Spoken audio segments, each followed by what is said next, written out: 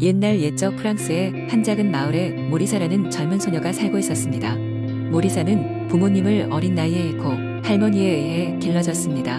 그녀의 삶은 가난했지만 모리사는 언제나 자신의 삶에 만족하며 할머니와 함께 평온한 나날을 보내고 있었습니다. 모리스는 마을 근처에 있는 아름다운 장미 정원을 무척 좋아했습니다. 이 정원에는 세상에서 가장 아름다운 장미가 피어 있었고 장미는 마을 사람들에게 전설로 전해 내려오고 있었습니다. 정원은 누구의 소유도 아니었고 사람들은 다만 그 신비함에 경외하는 마음으로 다가가곤 했습니다. 어느 날 모리사는 정원에서 정말로 신비로운 장미를 발견하게 됩니다. 그 장미는 금빛을 머금고 있었고 마치 황금으로 만들어진 듯 빛나고 있었습니다. 그녀는 그 장미에 홀린 듯 손을 뻗어 그것을 꺾고 싶었지만 할머니의 이야기가 머리를 스쳤습니다. 모리사야, 예쁜 장미를 보더라도 꺾어서는 안 된단다.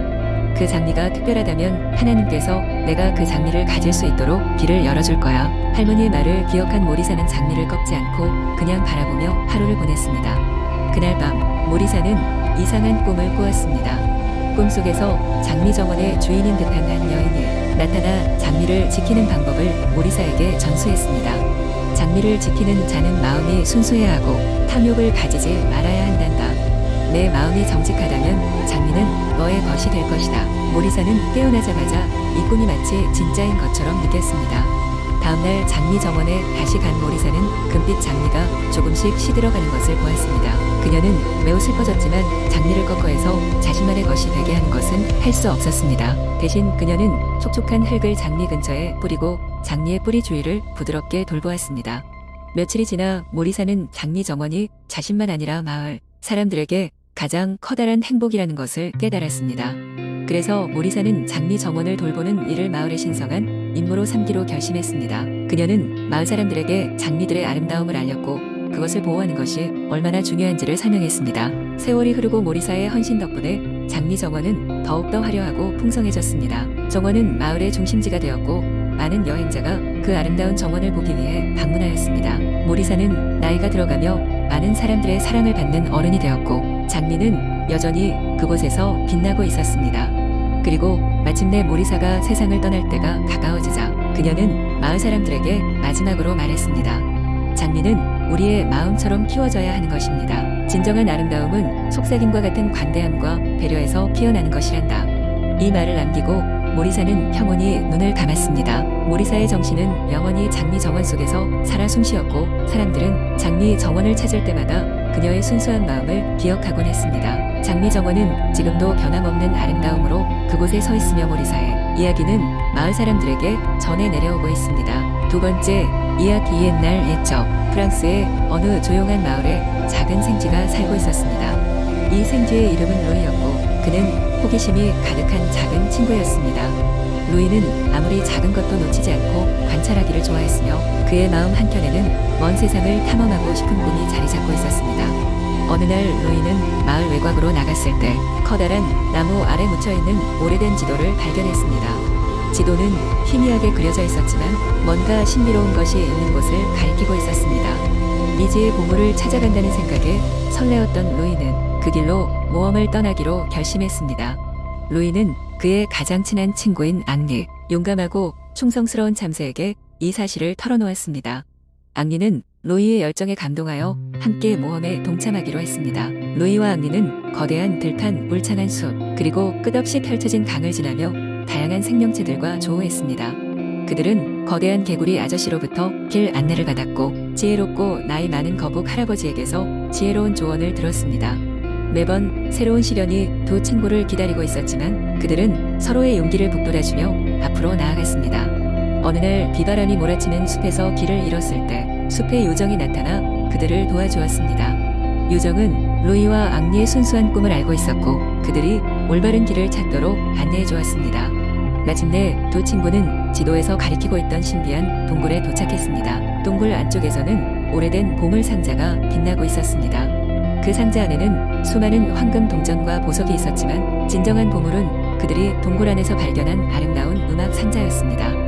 상자 안에 담긴 음악은 듣는 이의 마음을 평온하게 해주고 사랑과 우정을 느끼게 해주는 마법의 멜로디였습니다. 루이와 앙리는 이 보물보다 더 큰 것을 깨달았습니다. 바로 그들이 함께 헤쳐 나간 모든 모험과 그로 인해 더욱 깊어진 우정이었습니다. 그들은 보물을 가져가지 않고 원래 자리로 되돌려두고 대신 두 친구의 소중한 추억을 마음속 깊이 간직하기로 했습니다.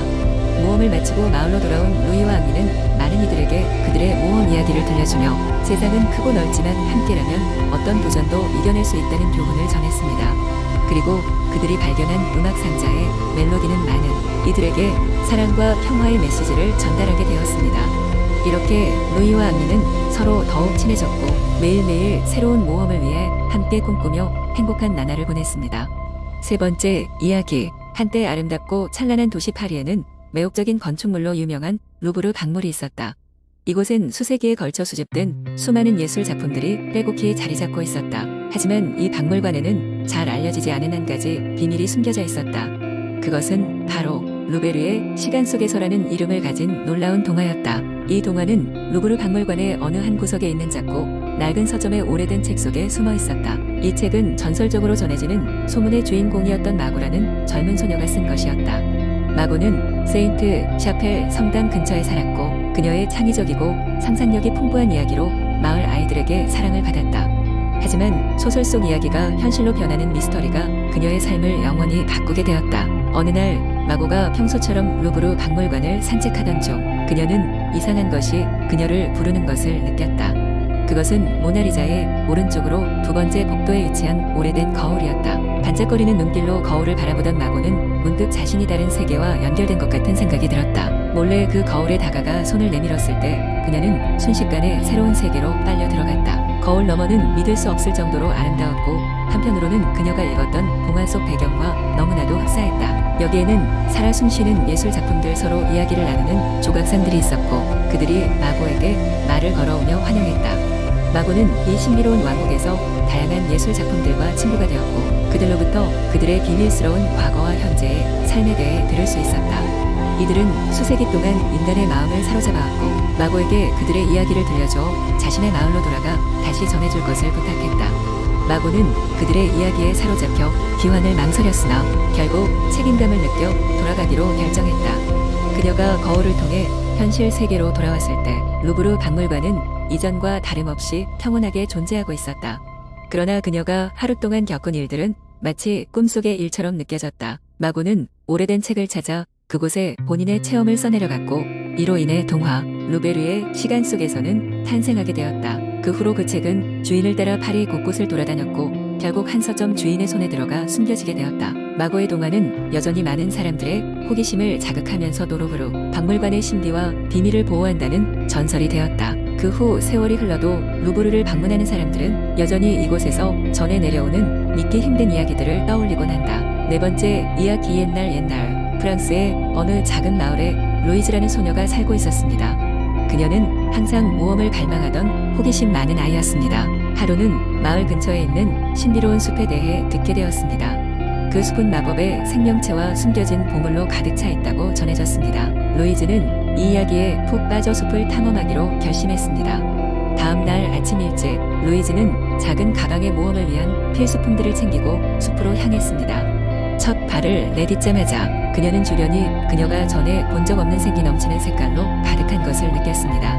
나뭇잎들은 에메랄드처럼 반짝였고 바닥에는 다양한 야생화가 알록달록하게 피어 있었습니다. 숲을 걷던 중 루이즈는 길가에 앙상한 나무가 신음소리를 내고 있는 것을 발견했습니다. 가까이 다가가자 나무는 느리게 말을 걸었습니다. 안녕하세요, 작은 여행자. 저는 이 숲의 수호자입니다. 제 가지에 걸린 저주로 인해 움직일 수가 없군요. 루이즈는 그 나무의 이야기를 듣고 저주를 풀어주겠다고 약속했습니다. 그러자 나무는 그녀에게 귀한 힌트를 하나 주었습니다. 숲의 중심에 있는 은빛 연못으로 가세요. 그 연못에는 저주를 푸는 미스테리한 물이 있습니다. 루이즈는 나무의 말을 따라 숲의 중심으로 향했습니다. 중간에 수많은 마법의 생명체들을 만났고 그중 일부는 길을 찾도록 도움을 주었습니다. 그녀는 용감한 토끼, 지혜로운 부엉이와 같은 친구들을 사귀었습니다. 그들은 루이즈가 어려운 상황에 처할 때마다 도움의 손길을 건네주었습니다. 마침내 루이즈는 은빛 연못에 도착했습니다. 연못은 달빛과 별빛에 반사되어 은하수처럼 빛나고 있었습니다. 그녀는 조심스럽게 연못의 물을 작은 병에 담아 수호자 나무에게 돌아갔습니다. 보석 같은 물을 나무의 뿌리에 뿌리자 나무의 저주는 서서히 풀렸습니다. 나무는 활짝 가지를 펼치며 로이즈에게 감사했습니다. 내 덕분에 이 숲은 다시 한번 생기를 되찾을 수 있었습니다. 고마운 마음에 너에게 이 숲의 비밀을 하나 알려줄게. 그리고 나서 나무는 숲 깊은 곳에 숨겨진 보물의 위치를 알려주었습니다. 루이즈는 안내받은 대로 보물을 찾아 떠났고 결국 그녀는 금과 보석으로 가득 찬 고대의 상자를 발견했습니다. 하지만 무엇보다도 그녀는 자신의 모험심과 친구들의 가치를 깨닫게 되었습니다. 그 후로 그녀는 숲의 수호자로서 마을 사람들에게 숲의 아름다움과 중요성을 알리게 되었고 많은 사람들이 자연의 소중함을 깨닫게 되었습니다. 그리고 나서 루이즈는 자신이 세상에서 가장 값진 모험을 했다고 믿으며 행복하게 살아갔습니다.